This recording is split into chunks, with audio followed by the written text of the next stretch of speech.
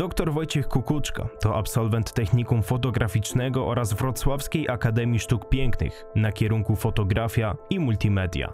W 2017 roku obronił doktorat z zakresu sztuk pięknych w Instytucie Sztuki Wydziału Artystycznego na Uniwersytecie Śląskim. Jest inicjatorem akcji charytatywnej 3440 metrów nad poziomem świata. Zrealizował kilkanaście projektów artystycznych z zakresu kultury i sztuki, a dziś zabierze nas w podróż po jednym z nich.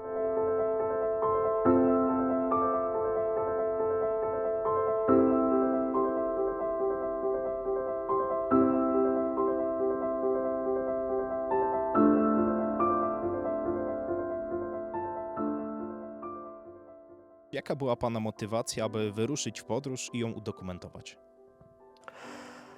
No właściwie motywacją było przygotowanie pewnego cyklu o takim charakterze artystycznym. Postanowiłem przygotować kolejny temat metodą fotografii ciągłej, taką metodą, którą rozwijam od czasu doktoratu. Bardzo mnie też interesował portret rodzinny jako taki. No i fajną przestrzenią do zmierzenia się z tym tematem wydały mi się właśnie Indie. Sądziłem, że spotkam tam ludzi, którzy w jakiś sposób nie są tak bardzo obyci z naszą zachodnią kulturą, cywilizacją. Zamierzałem szukać w takich miejscach bardzo od świata odosobnionych. Natomiast do końca te założenia się nie spełniły. Troszeczkę jakby kształt tej serii się zmodyfikował, dostosował się do faktycznych warunków, ale same założenia pozostały takie jak na początku i myślę, że wyszły z tego pomimo tych komplikacji całkiem ciekawe obrazy.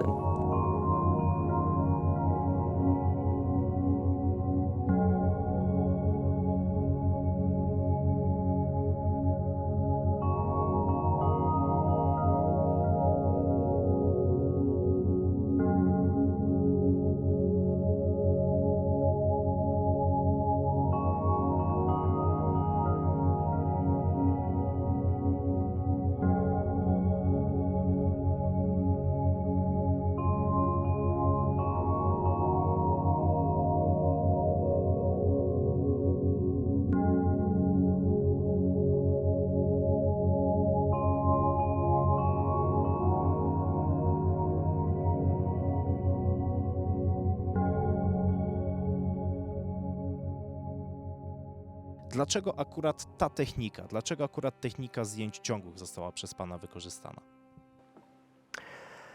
Można powiedzieć, że to jest taki obszar fotografii, który bardzo mnie interesuje jako całość. To jest taka technika, którą przygotowałem sobie, można powiedzieć, w ramach doktoratu, którą tak rozpatrywałem na płaszczyźnie teoretycznej, ale też praktycznej. No i która daje troszeczkę inny efekt niż sama fotografia, bo to jest technika, która tak naprawdę bada bardziej proces, w którym fotografia powstaje, niż sam rezultat, czyli gotową fotografię. Kiedy już mi się udało tych bohaterów odnaleźć, namówić ich do tego, żeby z całymi swoimi rodzinami zaprezentowali się w własnych domach, no to oni tworzyli pewną formę kreacji, musieli jakoś na tych zdjęciach wyglądać. Dla nich też to była taka egzotyczna sytuacja, bo to jakiś właśnie egzotyczny chłopak przyjechał z daleka, chce zrobić zdjęcia, więc to budzi pewne zainteresowanie, buduje taką sytuację. No i ci ludzie stwarzają się na potrzeby tej fotografii, ubierają się, pozują, malują, chcą być tutaj z tym, obok tego, taka ścianka, tutaj może to warto pokazać. No i tworzy się z tego taki, można powiedzieć, trochę teatr, w którym ci ludzie chcą wyrazić siebie, prawda? No i teraz fotografia w jakiś sposób pokazałaby tą sytuację, ale ciekawsze wydaje mi się, że jest to, jak ci ludzie stoją i czekają na fotografię. Ja właśnie zapraszając ich do zdjęć, mówię, że fotografię będę rejestrował około 10 sekund. Bardzo wtedy proszę, żeby się nie ruszali. I oni zamierają w tym momencie. Tak jak pragną być zarejestrowani, takimi się stają. Powstaje się obrazem w zasadzie w rzeczywistości, można powiedzieć. No i ja rejestruję to za pomocą zdjęć filmowych.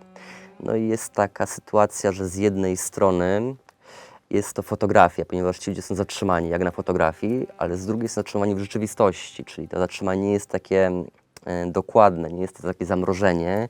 Zawsze tam widać jakiś lekki ruch, mrugnięcie oka, zadrżenie, wiatr i w tych takich małych niedoskonałościach, w takich pozornych błędach, no, kryje się wiele takich emocji, kryje się właśnie ta potrzeba stania się fotografią przez człowieka, potrzeba zarejestrowania się, takiej autokreacji i to jest fajne, to mi się jakby podoba i staram się tą metodę eksplorować na przestrzeni różnych tematów.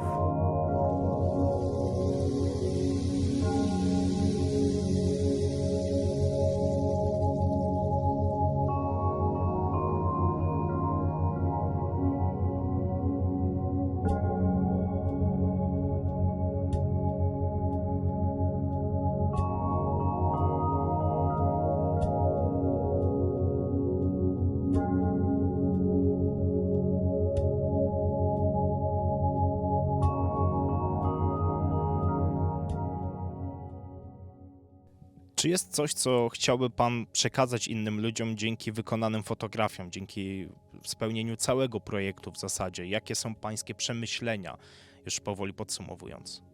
No myślę, że tutaj staram się tworzyć te obrazy z jakąś zawartością własnych przekonań, przemyśleń, treści. Natomiast prawda jest taka, że odbiorca rozpatruje te obrazy na podstawie własnych doświadczeń, własnych preferencji, no i własnych jakby przekonań. Więc trochę